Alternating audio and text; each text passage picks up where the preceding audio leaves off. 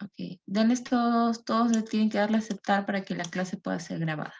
Bien, entonces van a tomar apuntes porque tienen que diferenciar ideas principales, ideas secundarias.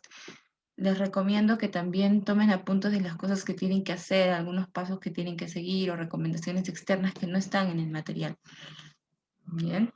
La mayoría de preguntas en razonamiento verbal en un examen de admisión son de comprensión y lectura, perdón. Buen día, Jairo, Doris, que están escribiendo por el interno, Nicole también. Bien, entonces vamos a empezar. Como les dije, tienen dos bloques.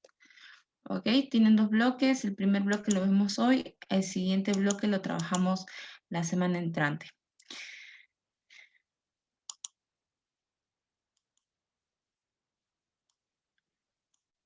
Bien, comprender una lectura va más allá de poder leerla bien, de poder identificar la cantidad de párrafos, la cantidad de oraciones, de poder reservarse las respuestas más claras, ¿no? Hay respuestas que encontramos en un texto a simple vista,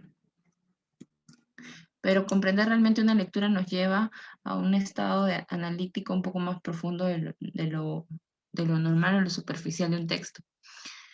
Entonces, con este tema, el objetivo es que ustedes puedan, para empezar, entender un mensaje. Bien, entender un mensaje gracias a la actitud analítica que puedan tener frente al texto. De esa forma, van a ampliar un poco su metodología de resolución. Ustedes mismos se van a ir dando cuenta cada vez que se enfrenta un texto, cómo lo van a embargar para poder entenderlo. Bien. Y obviamente vamos a poder responder a las preguntas de acuerdo a la calidad analítica que hayamos tenido. ¿Sí? No solamente van a trabajar en base a las preguntas, se le dice las preguntas literales, ¿no? Las preguntas que encontramos, cuyas respuestas las podemos encontrar fácilmente en el texto porque son muy literales, es decir, están escritas, están presentes allí, ¿no? Luego vienen las preguntas inferenciales, esas son las más complicadas, ¿bien? Las preguntas inferenciales. Con la información que ustedes ya tienen, deben trabajar, ¿bien? Deben trabajar una respuesta, elaborar una pequeña respuesta en su cabeza, ¿bien?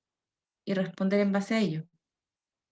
Pero estas son las preguntas de carácter, como les digo, inferencial. Son preguntas de carácter inferencial. Ya las preguntas de carácter de reflexión o críticos casi no ingresan, pues, ¿no? Casi no ingresan aquí porque en un examen de admisión no pueden abarcar mucho su crítica. Ellos ahí evalúan capacidad de lectura. Muy bien, ¿a qué nos referimos entonces con comprensión lectora? Nos referimos a la facultad intelectual que todos nosotros tenemos y que no ejercitamos, pero que todos nosotros tenemos y obviamente nos permite entender, interpretar y hacer proyecciones sobre las ideas de un autor con respecto al texto que ha presentado o ha plasmado, ¿no? Entonces, obviamente, tenemos que poder entender la idea del autor.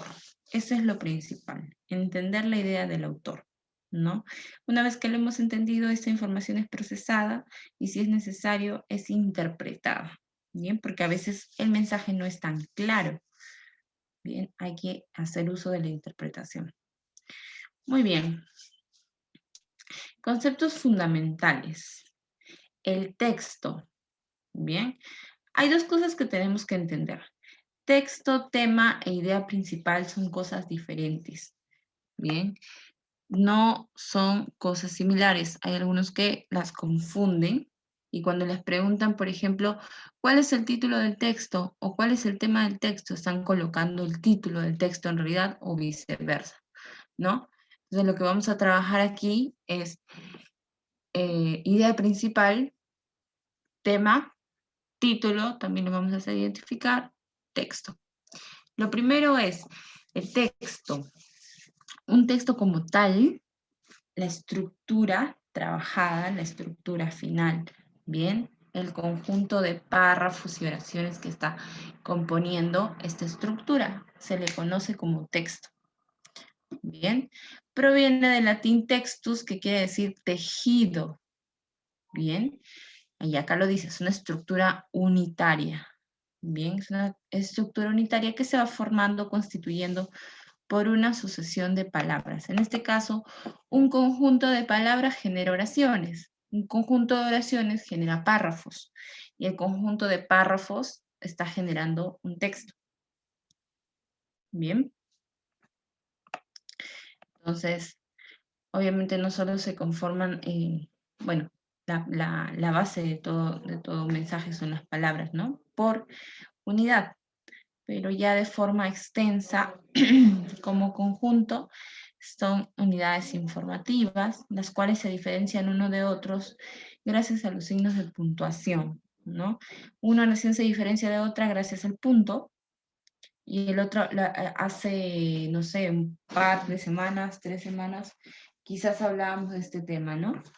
De que yo les mencionaba cuántas oraciones podían encontrar en cierto párrafo y ustedes me indicaban cuántas. Y yo les decía que tenemos que identificarlas pensando en que empezamos con una mayúscula y terminamos con un punto para poder diferenciar oraciones. Bien. Creo que el concepto más básico y fundamental es el texto.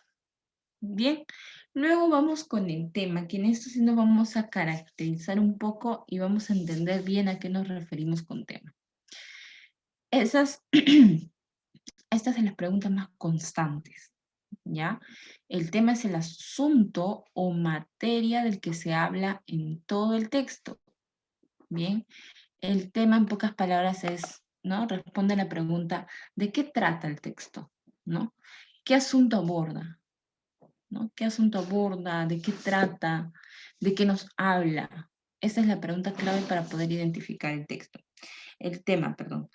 A veces el tema coincide con el título, sobre todo en textos informativos.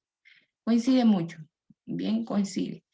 Pero hay otras veces en que los textos son un poco más exquisitos y hay que analizar cuál es, bien, y hay que analizar cuál es el tema. En el trasfondo hay que leerlo, analizarlo y poder deducir cuál es el tema. Entonces, generalmente ustedes van a ver que todas las ideas del texto van a girar en torno a ese tema. Bien, se van a dar cuenta también porque es un tema, porque es un asunto que se va a tocar en el párrafo 1, párrafo 2, párrafo 3.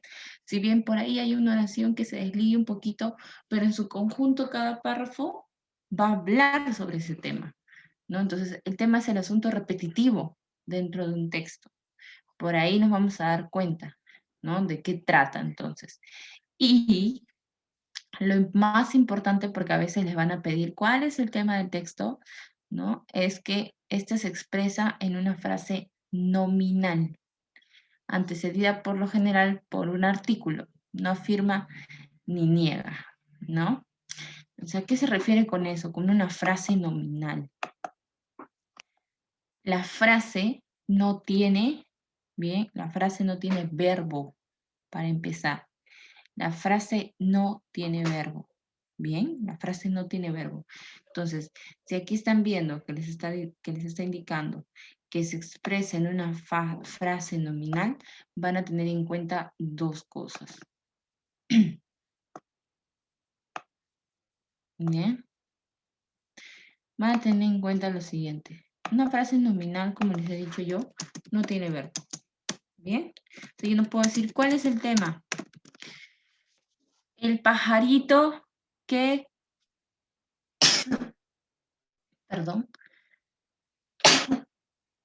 Perdón. El pajarito que sobrevoló el Atlántico, por ejemplo. Bien, los temas no tienen verbos. Si yo no puedo indicar, ¿sabes? No puedo indicar, entonces, que esa es una frase. No puedo indicarlo. Bien. Vamos a ver. Listo. Ese para empezar. Eso para empezar. Ahora, Vamos a movilizarlo un poquito más. Como segunda característica, vamos a poner un poquito más de tamaño. Ya. Como segunda característica voy a tener lo siguiente, ¿no? Voy a tener que si es una frase nominal, la parte central de esa frase es un nombre nominal, o sea, un sustantivo.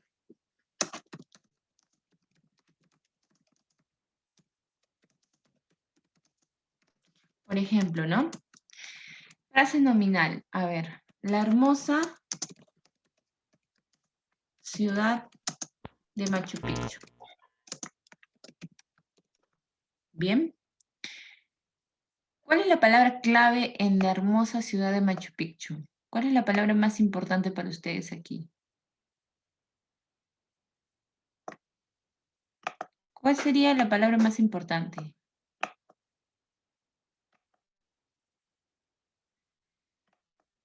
¿Alguno tiene idea? La hermosa ciudad de Machu Picchu. Ya, Machu Picchu, o en sí la ciudad, porque al decir ciudad le buscamos después un nombre, y al decir ciudad, gracias a que decimos ciudad, podemos mencionar el adjetivo hermosa. Bien, podemos mencionar el adjetivo hermosa. Entonces, estamos notando que la palabra clave dentro de este conjunto de palabras es ciudad. Bien, y ciudad es un sustantivo. Bien, es un nombre, el nombre de algo, de un lugar en este caso. Entonces es un sustantivo y por lo tanto todas las palabras giran en torno a ese sustantivo. ¿No? Yo no diría, no podría decir la, si no sé cuál es el género del sustantivo. No podría decir hermosa si no sé a quién me refiero, ¿no? ¿De quién estoy hablando que es hermosa? ¿Quién estoy diciendo que es hermosa? ¿No? Entonces, ahí está. Tampoco podría decir Machu Picchu si no especificara que estoy hablando de una ciudad. ¿Bien? ¿Se entiende la idea?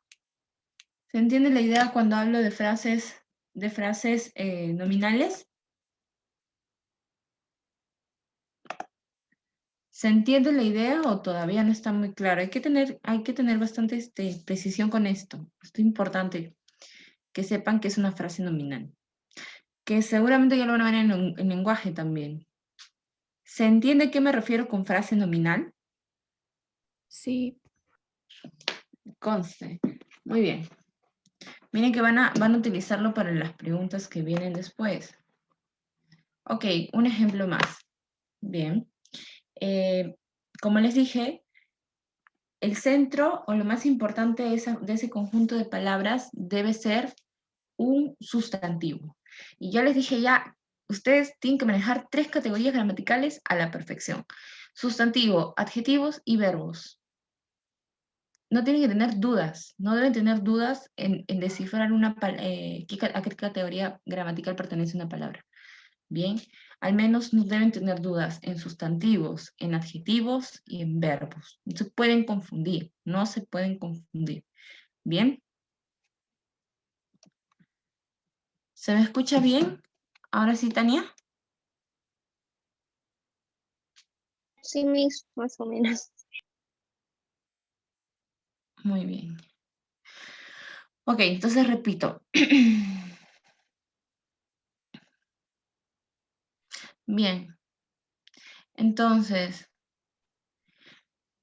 hablaba yo de que es importante que nosotros tengamos 3 categorías gramaticales bastante claras.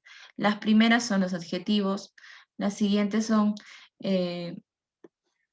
sustantivos y las siguientes los verbos, ¿no? Miren cómo es importante que sepa reconocer un sustantivo en este caso, dice. El sustantivo es la parte central de una frase nominal. Entonces, me imagino cualquier sustantivo, por ejemplo, me imagino el sustantivo casa. Vamos a ver, me imagino el sustantivo casa. Y en base a casa voy a construir un grupo de palabras. ¿Bien? Por ejemplo, voy a decir, la antigua casa de Kennedy. la antigua casa de Kennedy, ¿no? El famoso presidente. Muy bien. La antigua casa de Kennedy. ¿Quién es la palabra central? ¿De quién estoy hablando? Casa. Estoy hablando de la casa, ¿no? Y de esta casa justamente es que estoy dando dos informaciones, por decirlo así, ¿no? La primera es que esa casa es antigua, eso es lo que estoy diciendo de la casa. La segunda es que estoy utilizando un artículo para poder completar bien la idea, que es la casa. Si no supiera que es casa en femenino y en singular, no podría existir el artículo la, que es femenino y singular también. Y por último estoy diciendo que esa casa, ¿a quién le pertenece? A Kennedy. ¿O a quién le perteneció? A Kennedy. Bien, entonces miren cómo la palabra central es casa. En base a casa giran todos los demás. ¿Se entiende? ¿Se entiende entonces por qué decimos nosotros frase nominal? ¿Sí? ¿Más claro? ¿Más claro los que me pidieron un ejemplo más? ¿Sí? Leo sus chats. ¿O necesitamos otro ejemplo? ¿No? Listo. Sí, ya está claro. Muy bien. Ok. Muy bien. Entonces es importante, ¿no? Cuando les pidan el tema de un texto, entonces, piensen en una frase nominal. No hay verbo. No hay verbo. Tengan eso bastante claro. No posee verbos. Bien. Vamos un poquito más abajo. Vamos a ver. Y creo que sus preguntas de hoy giran en todas en torno al tema. Bien, en torno al tema. Muy bien. El título. El título es lo que ya les mencioné hace un momento, es lo más obvio del texto. ¿Bien? Es lo más obvio del texto. En este caso, por ejemplo, es el conjunto de palabras que también antecede al texto.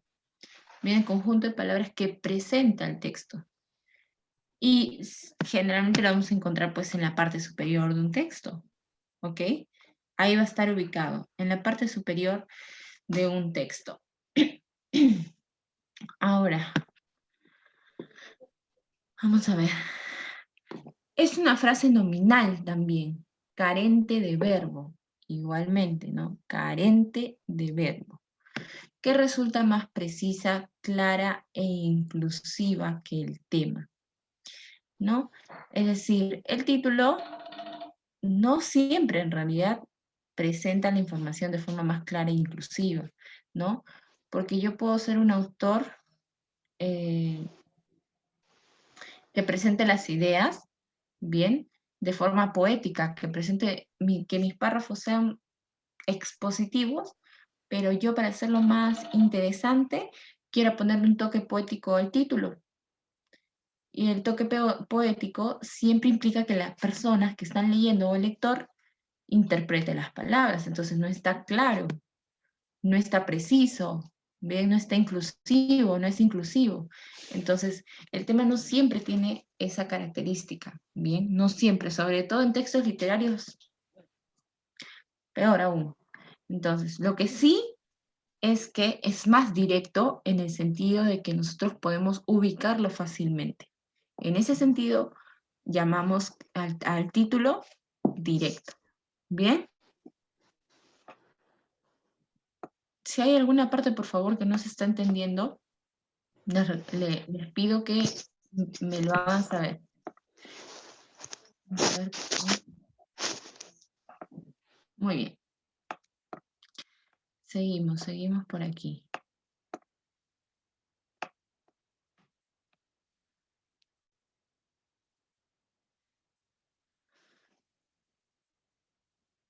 Entonces, reconocemos el título con qué pregunta, qué frase está precisando lo leído, ¿no? ¿Qué frase podría precisar el contenido del texto? ¿Qué frase nos permitiría presentar el texto adecuadamente? Cualquiera de ellos. La idea principal, ya. Aquí vamos a hacer un alto para tener bastante claro estas dos que son muy importantes. Bien, sabemos identificar párrafos dentro de un texto, ¿cierto?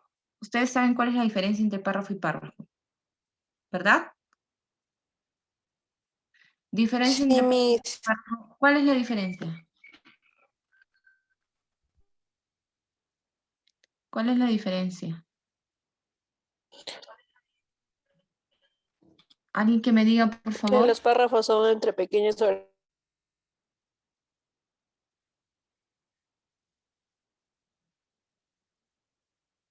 ¿Nadie? ¿Se les escuchó un poco entrecortado quien participó? Ok. ¿Cómo identifico párrafo por párrafo? ¿Cuál es la diferencia, no? ¿Cómo me doy cuenta y digo, cómo contabilizo? Acá hay un párrafo, acá hay dos, no, acá hay tres, por ejemplo, ¿no? ¿Cómo contabilizo eso? Vamos a ver. Por el punto aparte. Perfecto, muy bien. Pero más allá del punto aparte, se diferencia bastante por el tema del espaciado, ¿bien? Si hay alguno que quería participar, perdón, si escucho un ruidito por ahí, trato de apagar sus micros. Si desean participar, vuelvan a encenderlos. ¿Bien? ¿En qué íbamos? Bien. Bueno, entonces, en este caso, ¿listo? En este caso, las palabras, perdón, los párrafos van a ser importantes de identificar porque por cada párrafo yo debo encontrar una idea principal. Por cada párrafo hay una idea principal. Bien. Eso no está escrito acá en la teoría, eso se los estoy diciendo yo. Así que tomen su lápiz y escriban esa pequeña observación. Por párrafo vamos a encontrar una idea principal. ¿Bien? Entonces, ojo con eso. Yo hace un tiempo, cuando hablábamos, no sé si de eliminación de oraciones o de plan de redacción, yo les comentaba, ¿no? Que yo puedo tener un texto completo, puedo tener un tema que voy a desarrollar, pero ¿qué pasa? Cada uno de mis párrafos habla un subtema diferente, ¿no? Habla del mismo tema, sí, pero de un aspecto diferente al otro. ¿Bien? Entonces, si hablo de aspectos diferentes, eso quiere decir que voy a necesitar una idea principal por cada párrafo. ¿Bien? Ahora, acá dice, ¿no? La idea principal es la idea de mayor jerarquía que contiene el mensaje que se quiere transmitir al lector y es el núcleo del discurso en torno al cual giran las demás ideas. Traducción al español. Bien. La idea principal es la idea más completa de un párrafo. Bien. Es la idea que te presenta de qué trata ese párrafo, de qué va a hablar ese párrafo en específico. ¿Y cómo te das cuenta? Si para ti no es fácil ubicarlo directamente una vez que lo lees, bien, la idea principal es una sola. ¿Listo? Realmente es una oración, bien, una oración. Ahora, esa oración se va a ver apoyada por demás información. ¿Listo? Se va a ver apoyada por demás información. Entonces, ¿cómo me voy a dar cuenta yo? Porque la mayoría de ideas adicionales, bien, van complementando lo que ha dicho la idea principal. Y aquí entra otra de las recomendaciones que les he dado en clases pasadas. A veces, ¿cómo me doy cuenta? Por los famosos conectores. Bien, los famosos conectores me muestran la dependencia entre una oración u otra. Los famosos conectores me van a ayudar a descifrar cuáles son las oraciones que dependen de otras. Bien, por lo tanto, esas oraciones que dependen de otras no pueden ser principales, ¿no? La oración, el corazón de ese párrafo es la idea Bien, principal. Si yo quito esa idea principal, las demás se vienen abajo. Entonces, hay que identificar eso. Nuevamente, conectores a la vista. Fíjense en los conectores. Nuevamente, vean que solo el párrafo va a tener una oración por cada párrafo, una oración principal. Puede tener varias secundarias, puede tener hasta ideas terciarias, no sé si es que aquí lo llaman así. Pero el párrafo puede tener cuantas quieras secundarias, pero solo una principal. ¿Bien? Entonces, anoten ahí. Me voy con la siguiente, ¿no? La idea principal generalmente lo vas a encontrar porque dice de qué o quién habla el autor y qué sostiene. Casi son las mismas preguntas que el tema, de qué habla, pero en específico de qué habla ese autor en este párrafo, en específico qué habla en este otro párrafo, ¿no? Esa es la diferencia, esa es básicamente la diferencia. Las ideas secundarias me van a ayudar a complementar lo que he dicho la idea principal. Bien, me va a ayudar a complementar. O sea, si yo dije en la idea principal, por ejemplo, la casa data de hace 10.000 años y fue construida por, no sé, pues, ¿no? J.K. George, por ejemplo, ¿no? Entonces,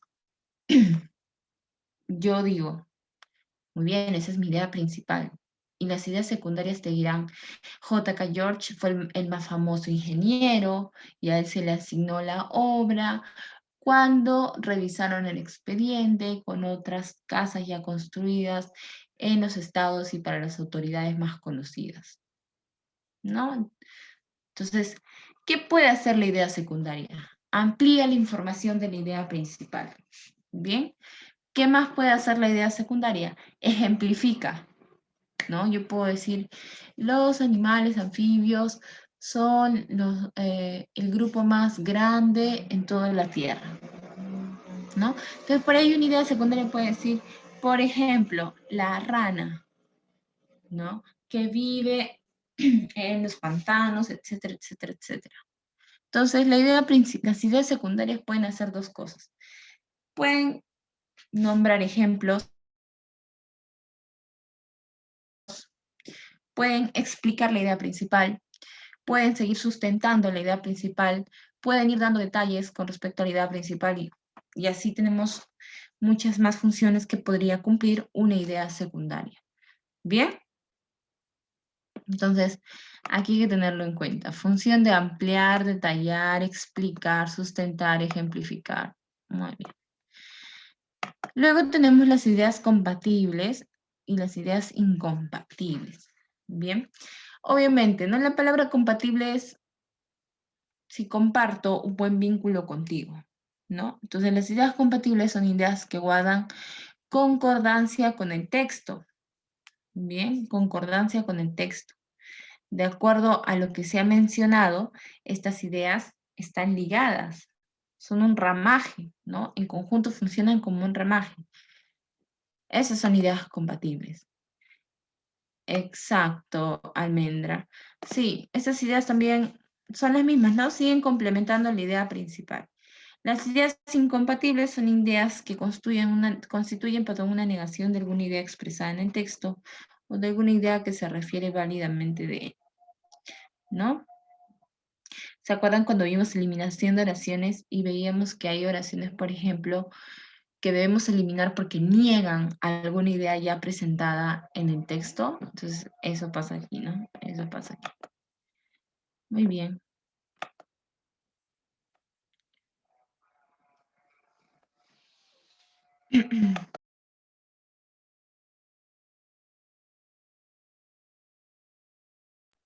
Muy bien.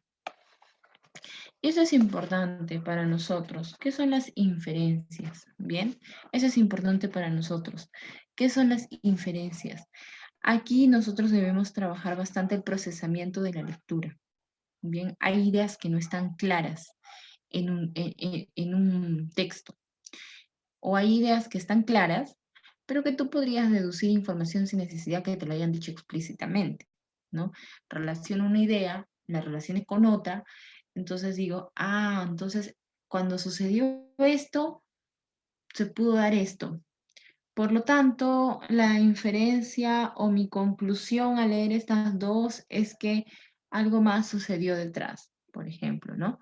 Entonces, la inferencia me ayuda a mí a concluir cosas que no están escritas en el párrafo. Bien, concluyo aspectos importantes.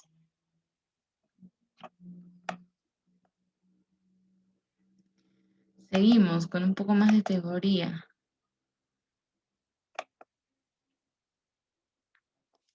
Bien, el contexto es el entorno lingüístico que maneja un texto. Bien, al contexto le podemos decir, por ejemplo, qué palabras puede tener un texto, ¿no? Qué carácter puede tener, ya puede ser formal, puede ser informal, ¿no? ¿Qué sentido tiene?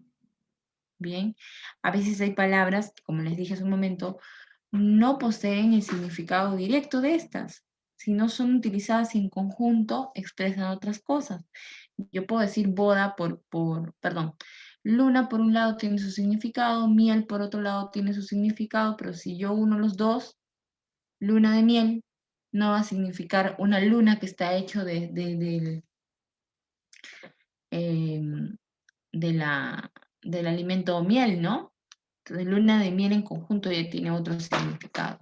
Entonces, lo que va a pasar aquí, van a encontrar palabras en las cuales hay que descifrar significados. Y van a encontrar contextos que también no están a simple vista y hay que interpretarlos. La sinonimia contextual. Bien, ¿a qué nos referimos con la sinonimia contextual? Bien, en realidad es lo siguiente, ¿no? Por ejemplo, no sé si lo hemos visto, creo que sí lo hemos visto ya cuando hemos hecho sinonimia y antonimia. Sí, que hay sinónimos, hay palabras que pueden, si yo digo, por ejemplo, maestro, en un texto, maestro puede ser reemplazado, ¿no? Para no repetir muchas veces la misma palabra, puede ser reemplazado como docente, ¿verdad? Como profesor. Entonces, pero, bien, la sinonimia no se da en todos los campos. No todas las palabras, o mejor dicho, no todas las palabras que tienen sinónimos, esos sinónimos van a poder ser reemplazados en cualquier oración, ¿no? Ya habíamos dicho que eso le llamamos sinónimos parciales. No siempre podemos reemplazarlos. Entonces, ocurre que de acuerdo al contexto, ese sinónimo también cambia de significado. Entonces hay que tener ojo con eso. Por eso le decimos sinonimia contextual. Bien, el resumen básicamente yo lo tomo, para mí el concepto más cercano y más fácil es el siguiente, ¿no? Tú identificas una oración principal por cada párrafo y lo único que haces al final es enlazar cada idea principal para conformar tu resumen. Bien, relacionar cada idea principal para poder formar un resumen. ¿Cómo relaciono una idea con otra? Utilizando conectores. Bien, uso mis conectores.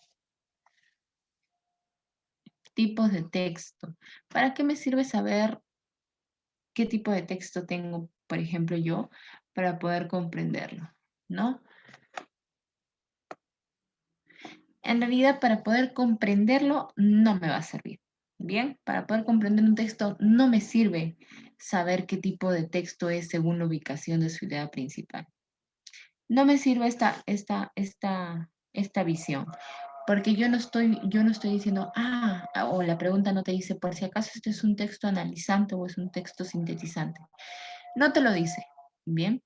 Lo que sí me sirve para poder comprender un texto es saber qué clasificación tiene en base a su contenido. Si es un texto argumentativo, si es un texto instructivo, y ya se los he mencionado en la clase pasada también, cuando vimos plan de redacción, y cuando veíamos cuál es el orden adecuado de las oraciones según el tipo de texto, ¿no? Entonces, el tipo de texto sí me sirve para comprenderlo, porque voy a leerlo con un enfoque diferente. Bien, pero no me sirve saber si es analizante o sintetizante. Eso ya es, mejor dicho, para mi conocimiento. Bien, y si de repente te van a preguntar por ahí, ¿el texto leído es analizante o sintetizante? Bueno, para resolver ese tipo de preguntas, ¿no? Le dicen analizante porque su idea principal está al inicio. Miren, al inicio de un párrafo, ¿no? Y luego vienen todas sus ideas secundarias.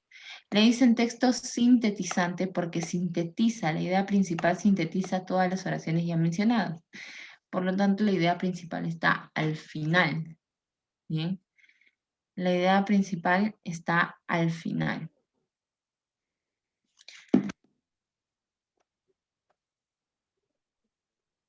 Vamos a ver por aquí.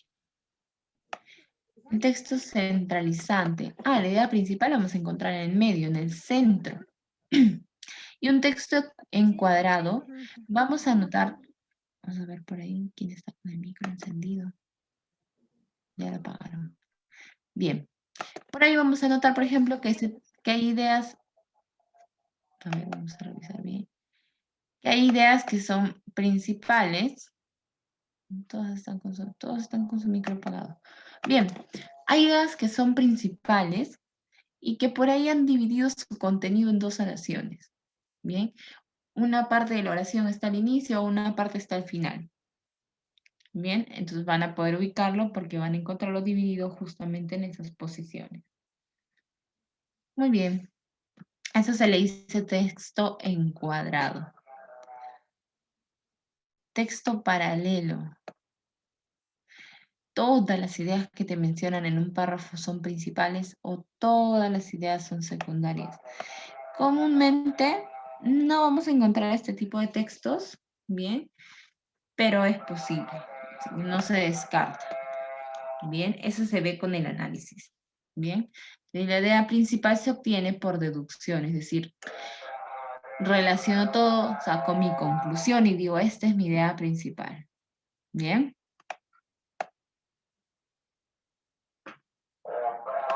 Bueno, y esto es lo que yo les decía, ¿no? Por la intención comunicativa o por el contenido. Esto sí es importante que lo sepan reconocer, porque si yo sé que estoy frente a un texto narrativo, mi idea principal va a ser el acto principal, bien, la acción principal, lo que ha permitido que se desenvuelva toda la historia, si es un texto narrativo, ¿no? Porque me narra algo, me narra un suceso.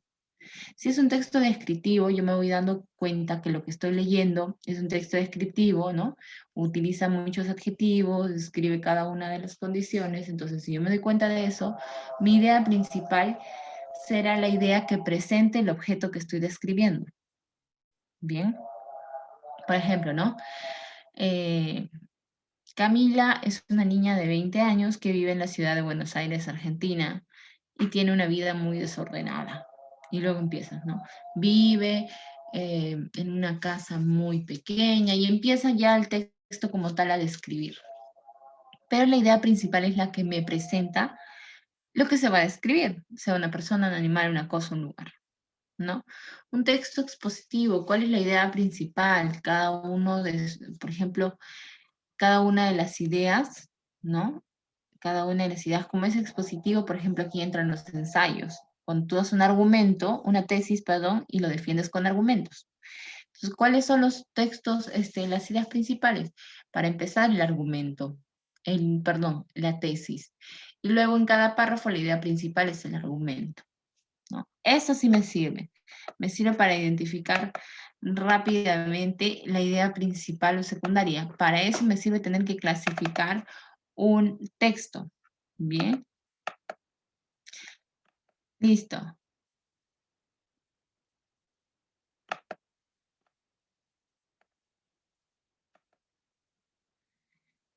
Sí, justo eso le iba a decir. Lo que pasa es que el texto expositivo también en algunos casos se le conoce como argumentativo, pero aquí lo están separando. Entonces, el texto expositivo básicamente es como un texto informativo, ¿bien? Es como un texto informativo. El ejemplo que les he dado hace un momento toma lugar como texto argumentativo, ¿bien? Toma lugar como texto argumentativo. Presentas una idea y la defiendes. Entonces, si hablamos de texto expositivo, bien, exponemos un tema. Entonces, yo si hablo de las plantas, hablo de todos los aspectos en general de las plantas. Si hablo de la Edad Media, quiero hablar de todos los aspectos que pueda sobre la Edad Media. Trato de brindar la mayor información posible. Expongo información, ¿bien? Y lo mismo, ahí la primera idea principal es de qué estás hablando, ¿no? Tengo que identificar a ver si te refieres a una persona, a un lugar, una cosa, ¿no? Y luego en cada párrafo tengo que identificar cuál es la idea o cuál es el aspecto de ese tema que me estás queriendo compartir. ¿Bien? Bueno, por otro lado tenemos por el tema que se desarrollan, textos humanísticos, ya. Todos esos textos humanísticos que ustedes ven, incluyendo los textos científicos, son textos expositivos.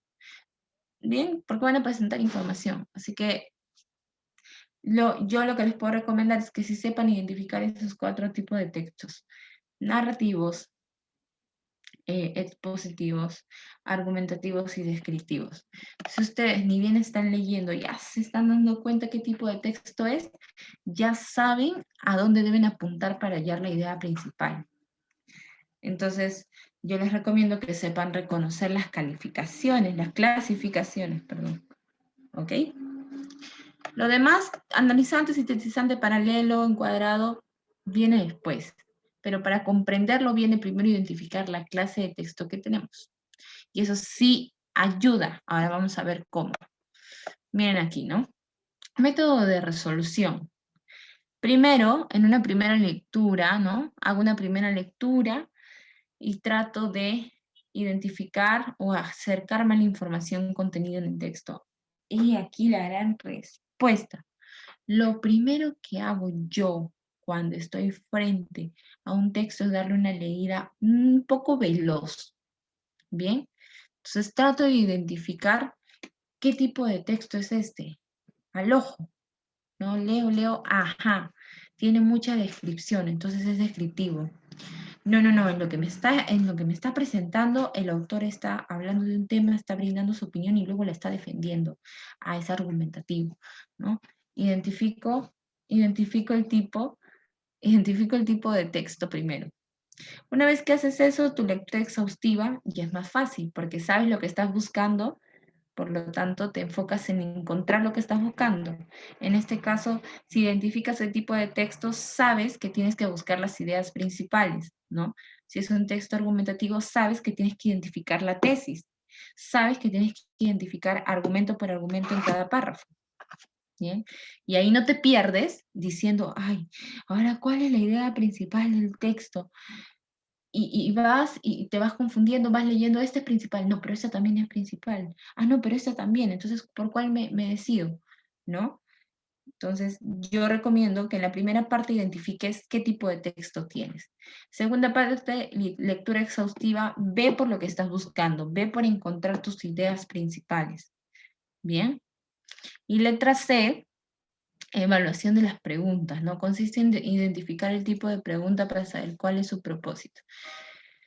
Yo en realidad a mí me ha servido, como siempre les digo, es un método que cada uno puede reconocer que le sirve o no le sirve, lo utiliza o no lo utiliza, depende de cada uno. Yo primero, antes de leer un texto, me voy a las preguntas.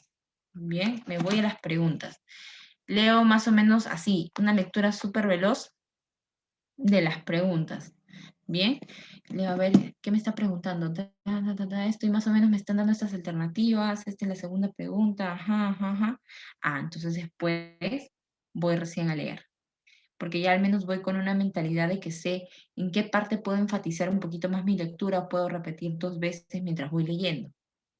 Ese es mi método. ¿A ustedes les sirve? Si quieren seguir este ordenamiento, también es básico, ¿no? También es bastante recomendable. Que lean una primera vez, que lean una segunda vez y que luego intenten analizar bien qué les pide como respuesta a cada una de las preguntas que se les plantea. Y vamos a comprobar aquí, pues, ¿no? Vamos a ver cuál es el método que es más aceptable para nosotros.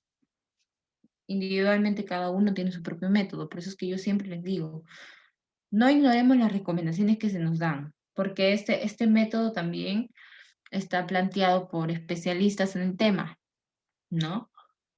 Pero a veces a mí me puede resultar un poco más beneficioso tener que desviar la técnica por lo que más se me acomode, dependiente para cada uno. Bien, no todos aprendemos al mismo ritmo, no todos aprendemos con la misma base. Entonces, ¿permitido? Sí. Bien, voy a leer un texto número 1, para eso voy a pedirle a alguien, por favor, que lo lea. Eso sí, estando frente a una lectura de examen de admisión, no puedes leer de forma pausada, ¿bien? No puedes leer como niños de primaria o secundaria que todavía no han podido leer.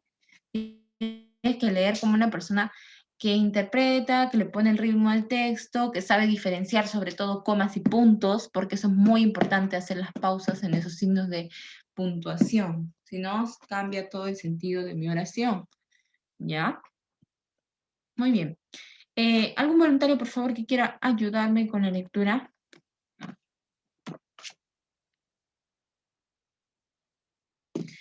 ¿Algún voluntario que quiera ayudarme, por favor, con la lectura? Ya. Sí, adelante. Te escucho. A ver quién es. ¿Criseli? Ya, Criseli, pero fuerte, por favor, para que todos Sí, escuchen. Bueno, ¿no? Antes de que lea Criseli, rápidamente visualizo las preguntas. Es el método que les he dicho. Ustedes igual por si acaso. En el texto se pone de relieve, es decir, en el texto se expone lo siguiente. ¿Ja? Entonces tengo que hallar atento a qué se está exponiendo en el texto. Número 2, sinónimo adecuado para endeble. Cuando me encuentre con la palabra endeble, debo ponerle doble atención, porque tengo que más o menos guardar un sinónimo. Conste, ojo, perdón, los sinónimos no solo se hallan en un texto, porque yo tengo que ir a mi diccionario, tengo que rebuscar mi vocabulario en la cabeza, cuál es sinónimo de endeble, cuál es, no. Dependiendo del contexto, la palabra va a tomar un sentido. Entonces, el contexto me ayuda a deducir significados. Así que no se preocupen por estar buscando en el diccionario. Bien. En el número 3 me piden, en el texto el conector en realidad tiene un sentido. Ya. ¿Qué significa en realidad? También dentro del texto, ¿no? Y por último, Valdelomar. En Valdelomar el efecto de la maduración literaria se nota en... Ya. Ya, profesora, ya sé más o menos qué preguntas tengo que identificar. Ahora sí, ¿no? Leo, Criseli.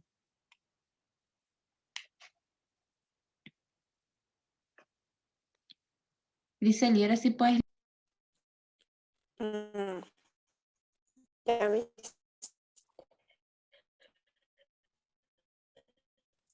Texto El 1. hombre que usó el aristócrata.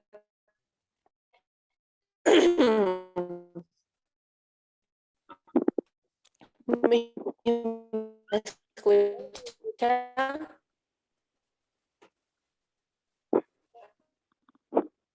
Ok, Criseli, me parece te escuchamos entrecortado, soy solo yo. Ni se escucha entrecortado. El internet digital. Ya, Criseli, vamos a darle el pase a alguien más para que se pueda entender el texto, ¿ok? Ya, Sandra, ¿puedes ayudarme, por favor? Una lectura así veloz.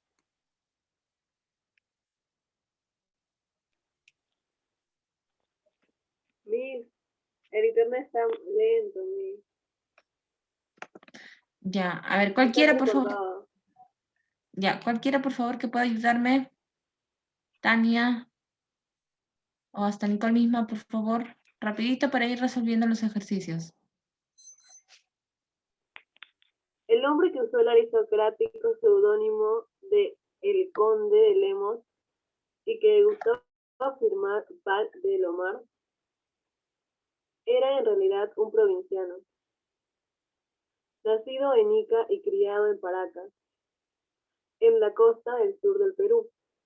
Sus contactos con el mar y el mundo campesino son experiencias que dejaron huella indeleble en su obra literaria. Como activo periodista, retrató con finura la vida literaria y social de Lima, en crónicas publicadas en periódicos como los balnearios, el comercio, la prensa, la crónica, variedades, entre otros.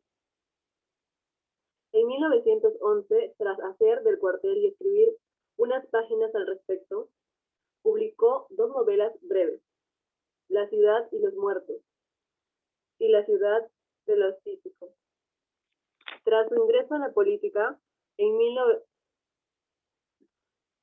recibió el encargo diplomático que lo llevó a Italia en 1913, etapa durante la cual maduró literariamente. Allí escribió su cuento más famoso, El caballero Carmelo, que aparecía después, Lima de 1918, en el volumen Los cuentos del título homónimo, y por el cual se le considera un innovador del género. Muy bien, excelente. Gracias, Sandra. Listo. Leímos una lectura rápida y dijimos, identifico el tipo de texto. ¿Qué tipo de texto tengo?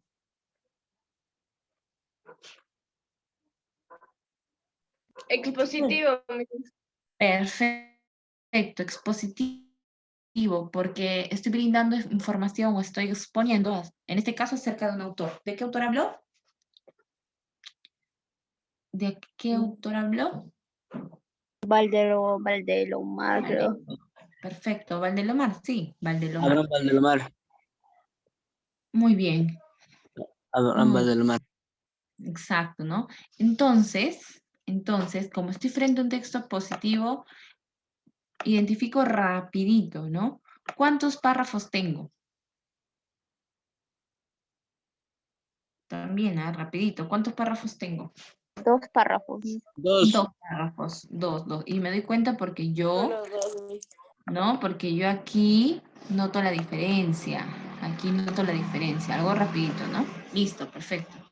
Eso quiere decir que hay 2 ideas principales y en conjunto, pues esas 2 ideas principales van a dar la idea principal de todo el texto, ¿no? Entonces, ¿cuál podría ser la idea principal del primer párrafo? Obviamente, si su texto es positivo, ya les dije, tienen que decirme de quién están hablando, ¿no? Y generalmente eso lo encontramos en el primer párrafo. Entonces, mi primera idea principal puede ser, ¿no? ¿De quién estoy hablando?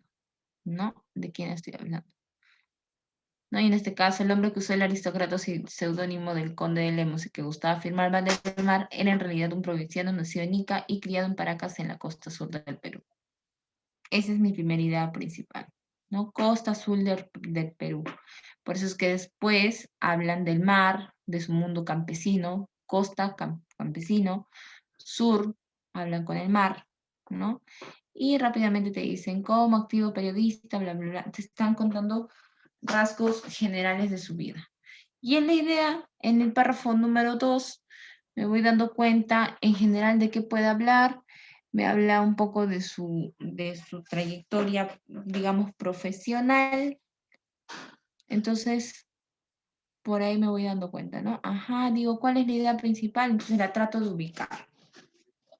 Muy bien. ¿Puedo yo darme cuenta, entonces, qué idea, qué idea principal estoy buscando? Como que a dónde apunto yo rápidamente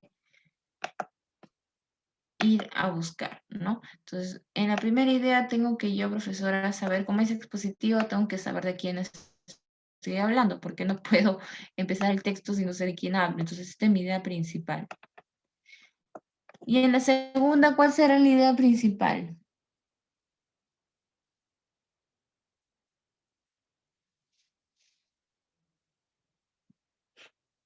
¿Cuál será la idea principal? O todas son ideas secundarias o todas son ideas principales, ¿no? Así como vimos, de repente era un texto, un párrafo, ¿cómo le llamamos? Paralelo, ¿no?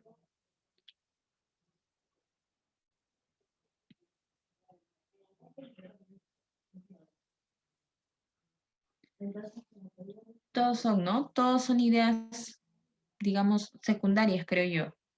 Porque miren, la primera me hablan, tras hacer vida en un cuartel, escribió páginas al respecto y publicó 2 obras. En la segunda oración me hablan cuando ingresó a la política. Y en la tercera oración me hablan de su cuento más famoso. Entonces yo no me voy dando cuenta que las 3 oraciones me hablan de sus logros académicos, pero no hay ninguna oración que trate de englobar esas ideas en una sola. Cada uno de frente se ha despachado, como quien dicen, con la idea. ¿Bien? Entonces no hay una sola idea principal que englobe, por ejemplo, hubiera sido diferente, su vida estuvo marcada por muchos logros políticos y académicos, y de ahí recién empezaba a mencionar cada uno, pero no hay una idea general en este segundo párrafo, por lo tanto, ¿no? Por lo tanto, todas pueden actuar como ideas principales. Todas pueden actuar como ideas principales. Muy bien. Dime, por favor, chicos, participamos. En el texto se pone de relieve. A. Lo vivencial como motivación en la obra de Valdelomar. El sello aristocrático del seudónimo El Conde de Lemos. La trascendencia de la vida de cuartel en Valdelomar. La esencia contestaria en la obra de Valdelomar. Las innovaciones de Valdelomar en la novela peruana. ¿Qué se pone en manifiesto?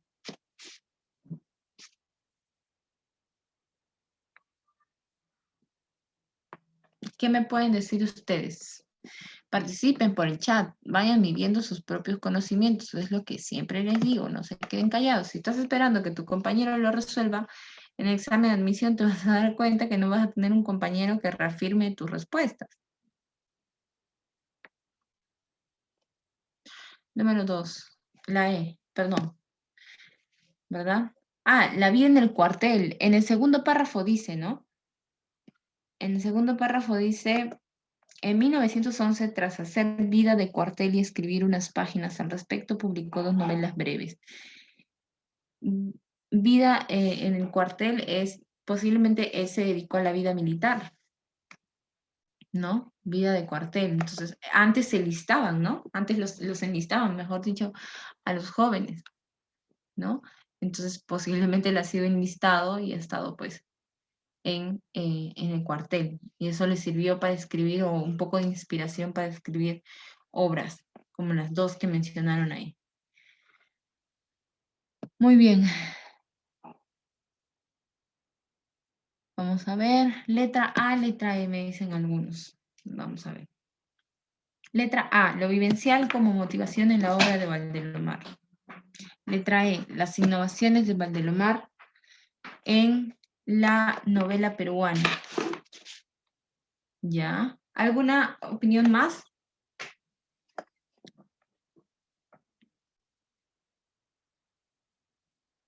¿No? En el texto se pone de relieve, o sea, se pone al descubierto, ¿no? ¿De qué hablan en el texto, básicamente? ¿Qué se pone al descubierto en el texto? ¿Lo vivencial como motivación en la obra de Valdelomar? No, porque no nos han hablado de su vida, ¿no? No nos han hablado, no nos han expandido información sobre su vida, entonces no puede ser. El sello aristocrático de seudónimo en el Conde de Lemos no tiene nada que ver el sello aristocrático, ¿no? No nos han relacionado mucho el tema de la categoría social en la que estaba él o cómo influenciaba en su vida. Ni se ha tocado, solamente nos han dicho que él firmaba con el seudónimo Val del Omar, ¿no? La letra C, la trascendencia de la vida de Cuartel en Valdelomar. No le han dado importancia a eso, solo lo han mencionado. Pero la trascendencia, ¿no? Lo importante que ha sido para él haber vivido en eso, no lo han mencionado. La esencia contestaria en la obra de Valdelomar. ¿Ustedes creen que puede hacer eso?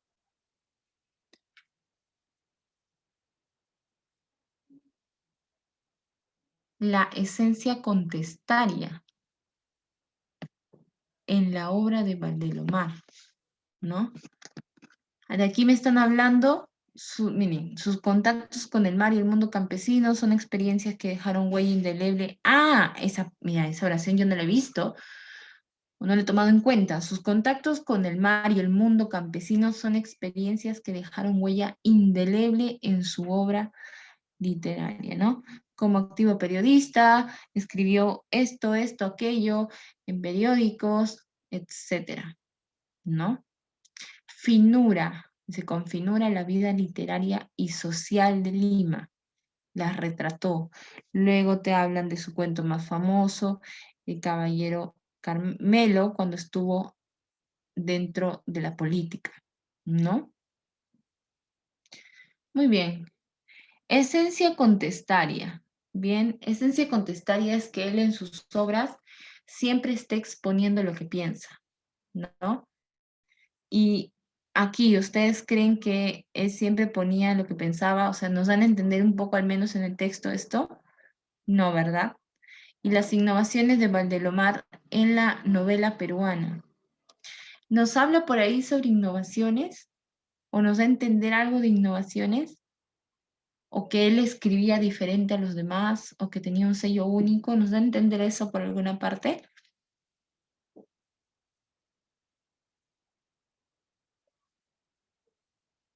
No, ¿verdad? No. ¿Cuál es la respuesta correcta? Esta ¿y por qué? ¿Por qué la A? No me había percatado de la oración al inicio. Miren, nos cuentan, nos van contando rasgos de su vida, no te lo detallan, pero te van contando rasgos de su vida. Te van diciendo, sus contactos con el mar y el mundo campesino son experiencias que dejaron huella indeleble en su obra literaria. Es decir, su vida personal o lo que él iba pasando, ¿bien? Marcó su obra literaria. Y en realidad, si ustedes conocen un poco más de Abraham Valdelomar, es cierto. Él, la mayoría de sus obras retrata lo que vivió en su niñez. Bien, Los ojos de Judas, El caballero Carmelo, El vuelo de los cóndores. Me estoy confundiendo, no está bien. El vuelo de los cóndores. Bien, entonces miren cómo, ¿sí? Tras hacer vida de cuartel y escribir unas páginas al respecto, o sea, que hizo vida de cuartel, bien, vivió dentro del cuartel y a raíz de eso escribió al respecto de su vida, escribió al respecto de lo que sucedió ahí adentro. Y gracias a esa experiencia escribió La ciudad y los muertos, y La ciudad y los tísicos, ¿no? Entonces miren cómo no nos detallan, ¿ah? Pero te mencionan algo de su vida y luego te dicen, por eso escribió esto, o gracias a esta experiencia escribió esto. No te detallan nada más, pero ahí está, a lo vivencial como motivación en la obra de Valdelomar. Todo lo que vivía le servía como motivación para poder escribir alguna obra, o le servía como base, ¿no? Como inspiración. Entonces ahí tenemos la letra A. Bien, tenemos la letra A. Un sinónimo adecuado para la palabra indeleble. ¿Dónde encontramos indeleble aquí? ¿No? Aquí, por este lado. Muy bien, en el primer párrafo siempre nos detenemos un poquito más, ¿no? Para poder analizar bien. Ya el segundo párrafo, tercero, ya más rapidito. ¿Qué es lo que me dice? A ver. 2D, exacto, ¿no? Dejaron huella indeleble en su obra literaria, ¿no? Indeleble, o sea, huella que no se puede borrar, es inevitable. Tú lees las obras de Abraham Valdelomar y te das cuenta así que todas sus obras están basadas en experiencias personales. Y porque él en algún momento lo dice, ¿no? Y se hace notar como primera persona de ese texto. Muy bien, en el texto, el conector en realidad tiene un sentido. A ver, ¿dónde dice en realidad?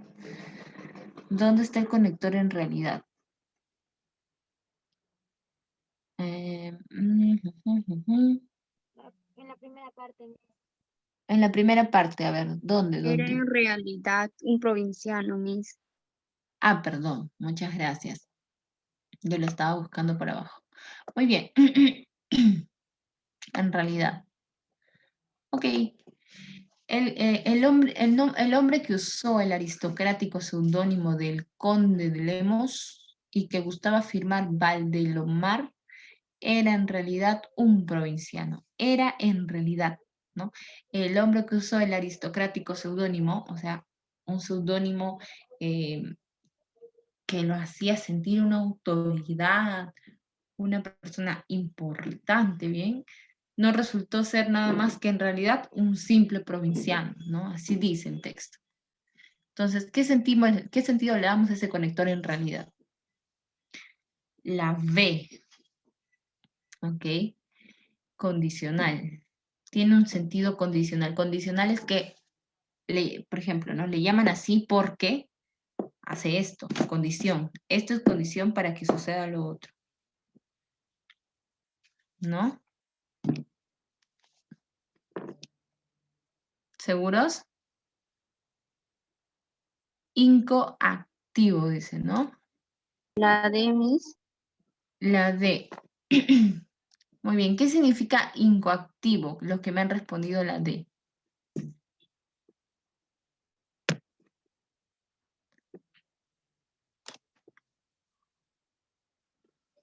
¿Qué significa para ustedes incoactivo? Los que me han respondido la D.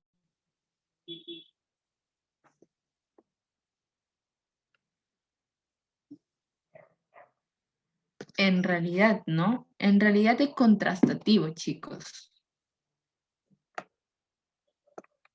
Bien. Contrastativo. ¿A qué se refiere contrastativo? Un poco que se opone, ¿no? Que se opone a una idea. No lo contrasta. Bien, lo contrasta. La otra alternativa decía hilativo, ¿no? Hilativo es, y ustedes lo dicen a diario, ¿ah? No me hables ahorita porque me haces perder la hilación de lo que estoy leyendo o de lo que estoy diciendo. No, no me interrumpas porque la hilación me haces perder, ¿no? El orden que yo tenía ahí, la secuencia lógica que estaba yo comentando. Entonces, contrastativo, porque el contrastativo, perdón, te indica un poco de contradicción, ¿no? A pesar de que se hacía llamar como un hombre poderoso, no era más que un simple provinciano. En realidad, era un simple provinciano. Entonces, ¿no? Es un toque contrastativo, no era lo que pensabas. A eso se le denomina, ¿no? Muy bien. En Valdelomar, el efecto de la maduración literaria se nota en qué. Y por aquí lo dicen, ¿no? Tras su ingreso en la política recibió el encargo diplomático que lo llevó a Italia en 1913, etapa durante la cual maduró literariamente. O sea, ¿qué nos van a entender aquí? Que cuando se fue a Italia, allá maduró literariamente. ¿Y por qué? De repente conoció a otros autores. Ustedes saben que en Europa la forma de escribir, la forma de pensar, de razonar es muy, muy diferente, ¿no? Y en algunos casos es superior porque tienen mayor instrucción. Entonces, eso pudo haberlo hecho a él madurar, conocer otra cultura literaria o de repente tener allegada con autores muy famosos y muy, muy buenos. La A, me dicen por ahí. En Valdelomar el efecto de la maduración literaria se nota en sus experiencias con el mundo campesino, las innovaciones plasmadas en su cuento, el fino estilo de sus crónicas de índole social, las funciones asumidas como diplomático o la paciente escritura de 2 novelas breves. ¿No? Miren, tras su ingreso en la política recibió el encargo diplomático que lo llevó a Italia en 1913, etapa durante la cual maduró literariamente. Allí escribió su cuento más famoso, El Caballero Carmelo, que aparecía después en el volumen de cuentos de título homónimo y por el cual se le considera un innovador del género. Entonces, ¿cuál es la obra que podría retratar un poco la madurez de Valdelomar? ¿No? En este caso, El Caballero Carmelo, que vino después de que se fue a Italia. Entonces, ¿dónde se nota el efecto de esa maduración literaria? Ahí claramente debería decir en la obra El Caballero Carmelo, pero no dice, pues, ¿no? No hay No hay alternativa que me diga eso. Pero ¿cuál es la alternativa que se puede asemejar un poco más? Por aquí me dicen la letra B. Las innovaciones plasmadas en su cuento, exacto, ¿no? Allí escribió su cuento más famoso, El Caballero Carmelo. Entonces, aquí, las innovaciones plasmadas en su cuento, ¿no? Si no te dice directamente algo que tiene que ver con el Caballero Carmelo, con el cuento El Caballero Carmelo, al menos ahí te dice en su cuento. Ahí ya te lo retrató, ¿no? Las innovaciones plasmadas en su cuento. ¿Listo? Entonces, vamos notando algunas cosas pequeñas. Vamos notando algunas cosas pequeñas. Yo, si quiero resolver una pregunta y todavía tengo ahí que ubicar la información en el texto, voy al texto. No es pecado regresar al texto. Bien, voy y releo las veces que sea necesario. Si me piden, por ejemplo, algún significado de alguna palabra, voy y releo la oración en la que está escrita esa palabra para poder atribuirle un significado. Bien, vamos a la siguiente página.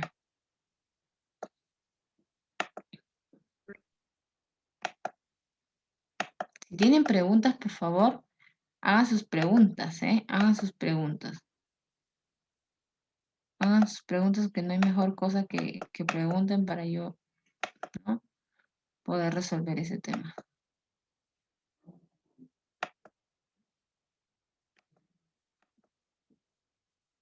Vamos a ver.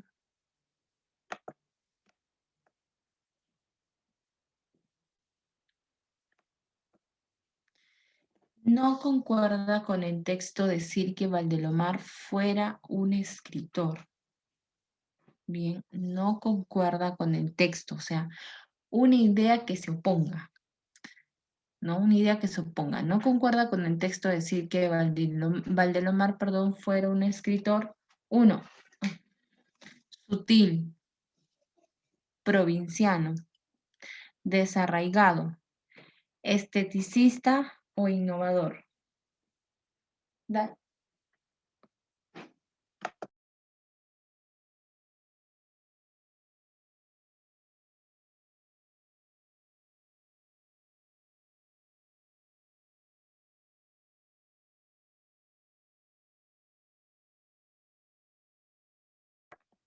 Bien, perdón, disculpen. Letra B, muy bien. No concuerdo con el texto de decir que Valdelomar fuera un escritor provinciano. No, al contrario, sí concuerda, porque en el texto nos dicen que no era más que un campesino, no un provinciano. Eso sí concuerda. ¿Cuál es lo que no concuerda? Uy, se rompieron mis lentes. Uy. ¿Cuál es lo que no concuerda? Perdón. ¿Cuál es lo que no concuerda? No concuerda. No lo que concuerda, no. Lo que no concuerda. Era desarraigado. Bien, desarraigado, o sea, que sus obras no se relacionaban con algo de su vida. Falso, pues, ¿no? No era desarraigado.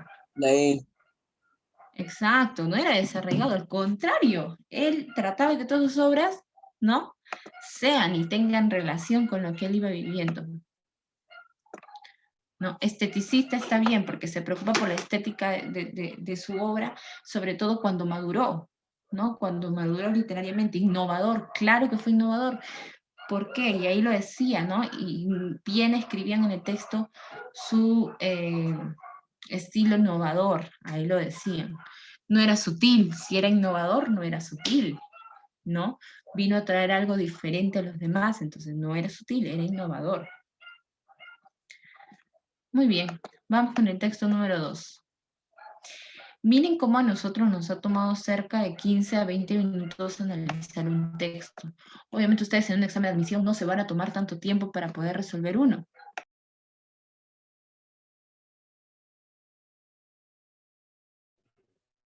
Maestra, por favor, volvería a explicar esa parte. ¿Cuál, hija? ¿La última pregunta? Sí.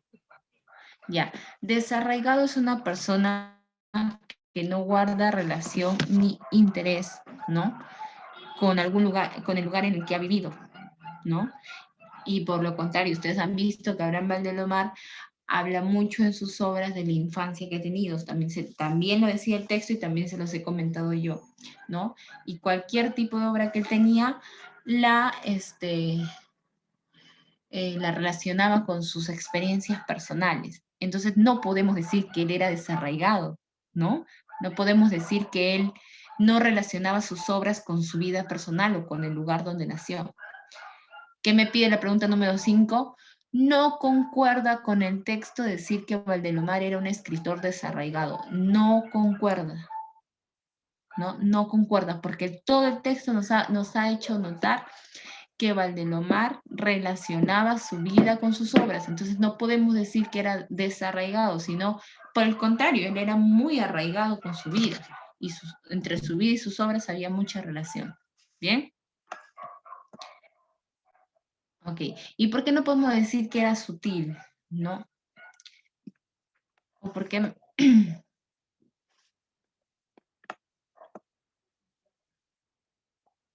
¿Por qué no podemos decir Abraham Valdelomar no era sutil? No, pues no podemos decir, perdón, no podemos decir que él no era sutil, ¿no? No podemos decir, no, él no era sutil.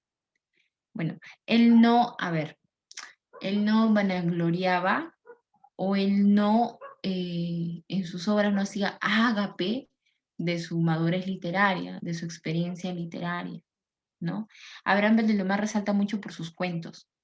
Y para escribir un cuento no necesita grandes detalles, no escribía cuentos fantásticos, escribía cuentos relacionados con su vida. Entonces, no era una obra adornada, ¿no? Aparte dice, no concuerda con el texto. En el texto en ningún momento se nos menciona si Abraham Valdelomar era sutil o no. No se nos menciona cualquier característica que nos haga notar que él era sutil o no. Nosotros lo podemos deducir por la madurez literaria que comentaban y un poco por las características que daba. Pero no podemos decir que el texto, de acuerdo con el texto, Abraham Valdelomar no era sutil. Bien, entonces ahí te piden, de acuerdo con el texto, ¿qué no coincide con las características de Abraham Valdelomar? Entonces, si todo el texto se ha situado básicamente en la experiencia de su vida y en sus obras, no puedo mezclarlo con otras características, sino con una característica que directamente afecte a eso que se ha mencionado. ¿Bien? Texto número 2. Vamos, texto número 2. ¿Lo leo yo? ¿Lo leen ustedes?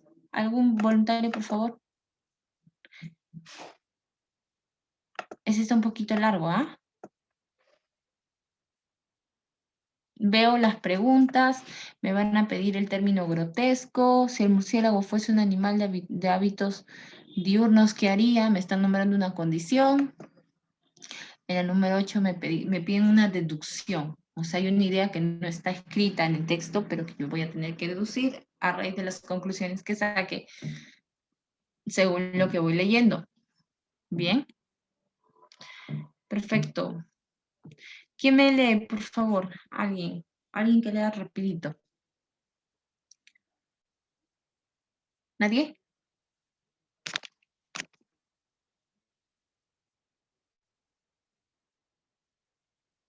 Ya, lo leeré yo. La fascinación por el murciélago se ha manifestado desde épocas precolombinas, en razón de sus características naturales.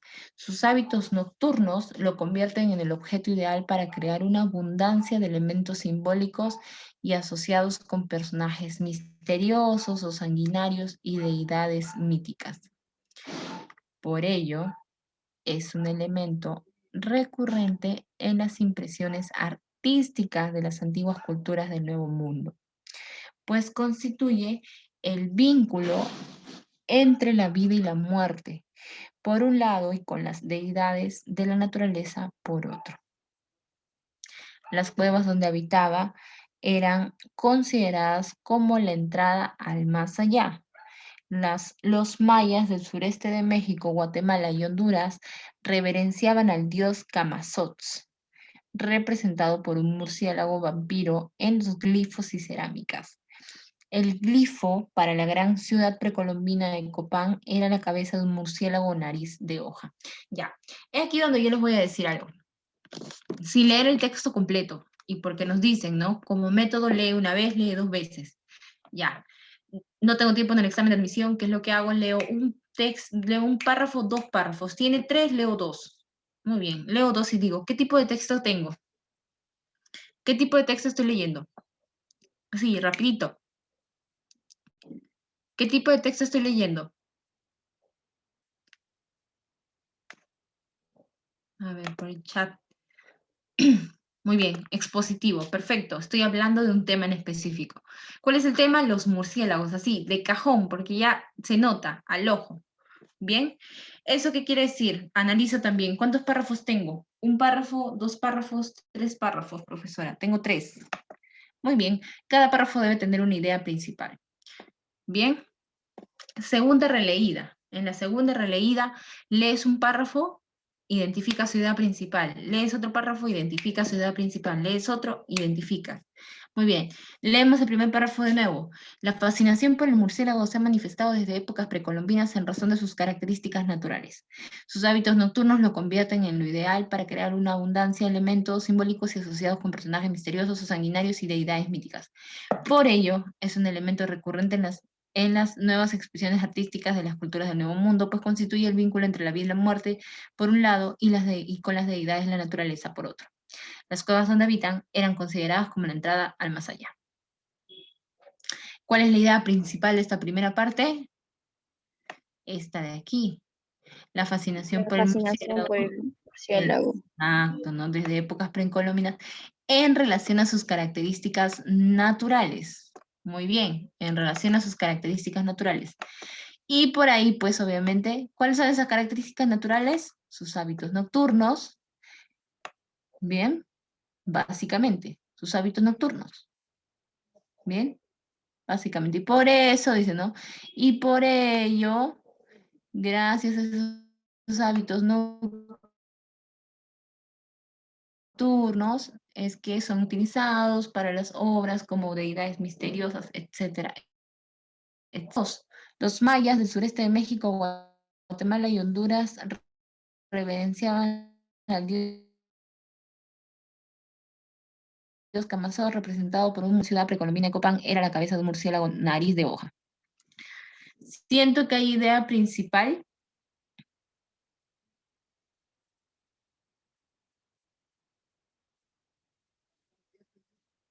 Siento que hay idea principal, o siento que no, que eso más o menos complementa a otra idea que ya he mencionado.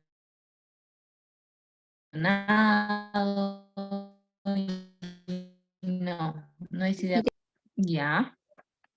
Son ejemplos, ¿no? Entonces, profesora, por más que esté en otro párrafo, no hay idea principal ahí, porque no me está hablando de otra cosa ahora. Al contrario, me está dando un ejemplo de lo que ya he mencionado en la primera parte. ¿Bien? Muy bien, siguiente. No solo que, o sea, me está especificando ya, ¿no?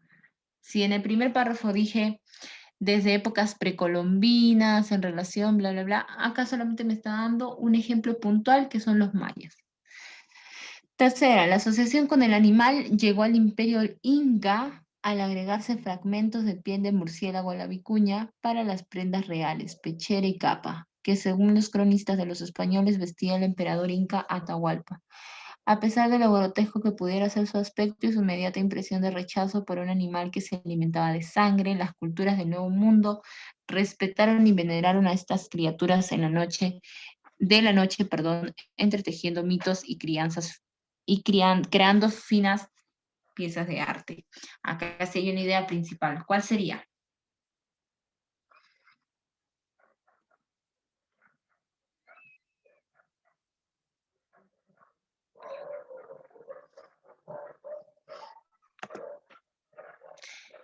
Exacto, ¿no? Por ahí me lo han escrito. Miren cómo, si en el párrafo número 2 me nombraban el murciélago en México, Guatemala y Honduras, en el siguiente párrafo nos hablan ahora cómo fue en el Imperio Inca. Sigue dándonos un ejemplo, ¿no? Pero la última idea ya no es un ejemplo. La última idea ya no es un ejemplo. La última idea dice, te está generalizando todo lo que se ha mencionado. A pesar de lo grotesco que pudiera ser su aspecto y su inmediata impresión de rechazo por ser un animal que se alimentaba de sangre, las culturas del Nuevo Mundo respetaron y veneraron a estas criaturas de la noche, entretejiendo mitos y creando finas piezas de arte. Por aquí te hablan del mundo precolombino y por abajo, por el final del texto, nos hablan del Nuevo Mundo. Bien, que somos todo el continente americano. Nosotros nos dicen Nuevo Mundo, ¿no? Porque fue lo que se descubrió después. Bien, perfecto. ¿Se entiende cómo hemos analizado el tema? Ahí va. Yo veo ideas secundarias. Ay, no, esta idea no puede ser principal porque solo está tratando de exponer lo que ya he leído. O solo está tratando de, no sé, de complementar la idea o de darme ejemplos. Cuando ya me choco con otra idea que no me está dando ejemplos, que no está siguiendo ese ritmo de ideas secundarias, ahí le echo el ojo y digo, no, acá tengo una idea principal. Bien, entonces vamos con las respuestas. Ya con esos dos análisis de lectura yo creo que ya lo tenemos claro. Bien, ¿cuál es el tema central del texto?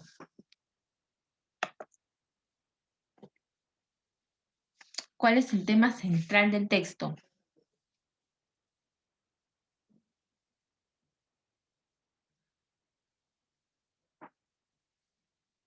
Me hablan de las características de los murciélagos, te empiezan a decir cómo es su forma, tamaño, alimentación. ¿Te hablan de las características de los murciélagos? No No, tanto. no te hablan de eso, ¿no? El murciélago del No, Nuevo sí. Mundo, ya. El murciélago, La el murciélago en la mitología y arte precolombino. Ya. Vamos a ver si hay otra idea un poquito más precisa. El murciélago del Nuevo Mundo, los mayas e incas. Todo el texto se centró en los mayas y en los incas. no mis. No, ¿verdad? Por ahí fueron un ejemplo de la idea principal. Símbolos, mitos y ritos en la América precolombina. Nos hablaron de mitos, nos hablaron de ritos. No mis. No nos han descrito nada, solo lo han mencionado, pero no se han explayado en la información. Dioses y animales mágicos del Nuevo Mundo, peor No. todavía, ¿no? Se están Pero alejando demasiado. la Todo A. en la mitología y arte precolombino, ¿verdad? A grandes rasgos nos mencionan cómo es que el murciélago se introdujo en la mitología, porque hablaban de dioses y deidades, y en el arte, en la literatura. Muy bien. Así, algo veloz. Yo, ahorita porque lo estamos conversando nos toma más tiempo, pero si ustedes estuvieran ahí, analizan uno por uno, ya tienen la respuesta. Determina el valor de verdad o falsedad. Los hábitos nocturnos del murciélago permitieron crear asociaciones con deidades míticas, ¿verdadero o falso? Los hábitos nocturnos.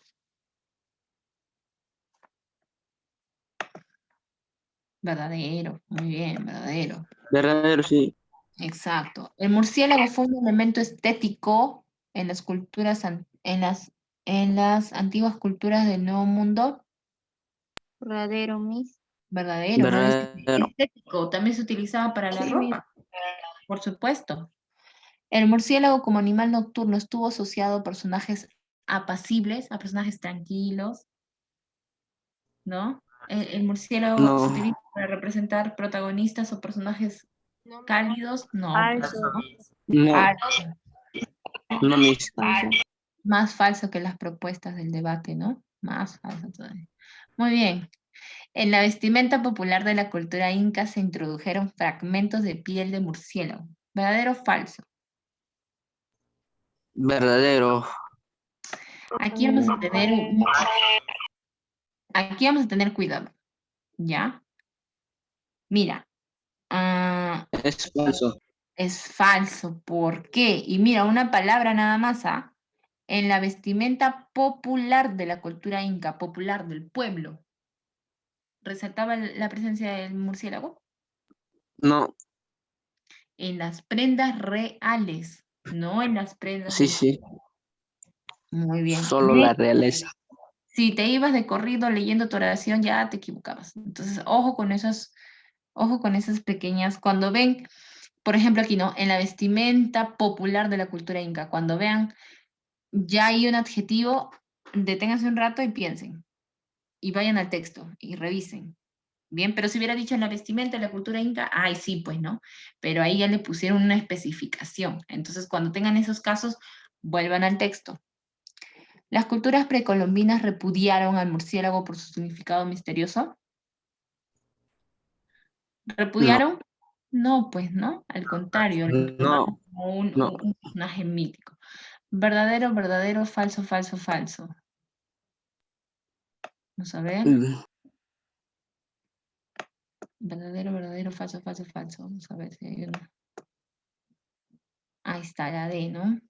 La D. La D es la voz. Aquí, muy bien. Listo, vamos al siguiente. Se deduce del texto que el arte precolombino tiene en el murciélago a su única figura emblemática, carecía de noticias sobre el vampirismo de los murciélagos, solo representaba escenas y temas de índole edificante, es notoriamente superior a formas del arte de vanguardia o estuvo vinculado con un sentido oculto propio de lo arcano. A ver, ¿tendrá el murciélago como su única forma emblemática? ¿Lo decían en el texto? ¿Única forma emblemática? No, pues única, en ningún momento se dijo eso. no, Carecía de noticias sobre el vampirismo. ¿Podemos deducir eso? ¿Que no hablaban sobre el vampirismo? no, no. No, ¿verdad? Vamos a ver. Mis, Misteriosos y sanguinarios. Por ahí me parece haber leído algo sobre vampirismo, vampiros, a ver. No, al contrario, no dice, mira, los mayas del sureste de bla, bla, bla, bla, bla, reverenciaban al dios Camazot, representados por un murciélago vampiro en los glifos. Entonces sí tenían, sí hablaban de vampirismo antes, no es que carecía, sí hablaban. Ya, solo representaba escenas y sí, temas de sí. índole edificante. ¿Podemos deducir eso? En el texto nos han brindado alguna información que nos permita deducir que habían escenas o temas de índole edificante. No, ¿verdad? En el texto en ningún momento me brindan información que me pueda deducir eso, ayudar a deducir. Es notoriamente Sí, superior a sí. las formas del arte de la vanguardia. ¿Podemos nosotros, con la información del texto, decir que este tipo de arte fue mejor que la vanguardia? ¿O estaríamos en la condición de poder hacer eso? No, no podemos.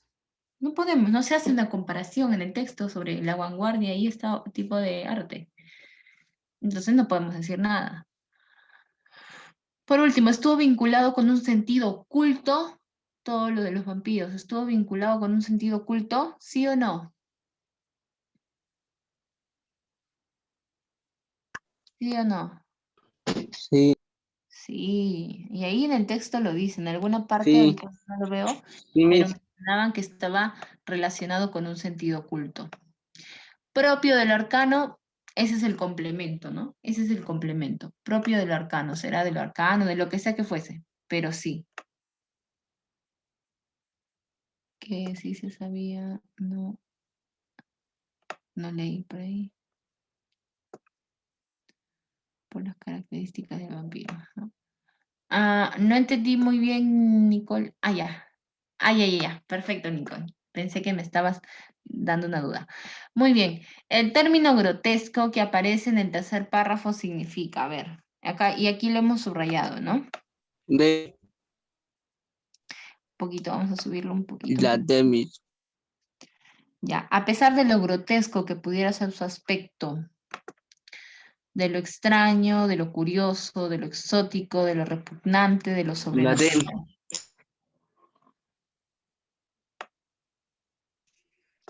De. Está bien, ¿no? Grotesco se le dice cuando algo es muy tosco, fuera de lo común y genera indignación o rechazo, ¿no? En este caso, repugnante.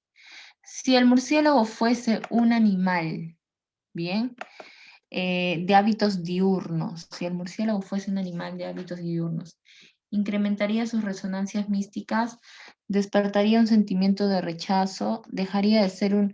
Ya, ahí está mal. La pregunta es, si el murciélago no fuese un animal de hábitos diurnos, ya, si no fuese, incrementaría sus resonancias místicas, o sea, más personas dirían, este animal es misterioso. No, pues no, porque justamente lo asocian con ser un animal de la noche, ¿no? Diferente a los demás. Despertaría un sentimiento de rechazo, dejaría de ser motivo de fascinación, su aspecto dejaría de ser desagradable o estaría asociado al mundo de más allá. La letra C, ¿no? Porque básicamente todo el texto nos habla de que justamente poseen un animal de noche que genera fascinación. En este caso, como no es así, como si La cambiara ya C. a diurno, sería, ¿verdad? Sería un animal.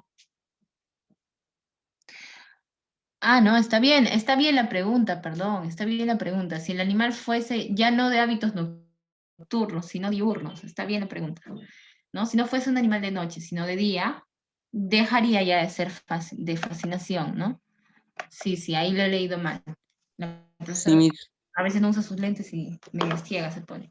Muy bien, perfecto. Vamos a llegar hasta esta parte. Como estas semanas tenemos todo lo que es análisis de texto todavía, yo la próxima semana voy a empezar abriendo este documento para desarrollar los dos últimos textos que nos quedan, este 3 y el 4, ¿ya? En lo posible, si ustedes pueden ya resolverlo, háganlo para que tengan una idea de solo venir a cotejar que también han trabajado. ¿Listo?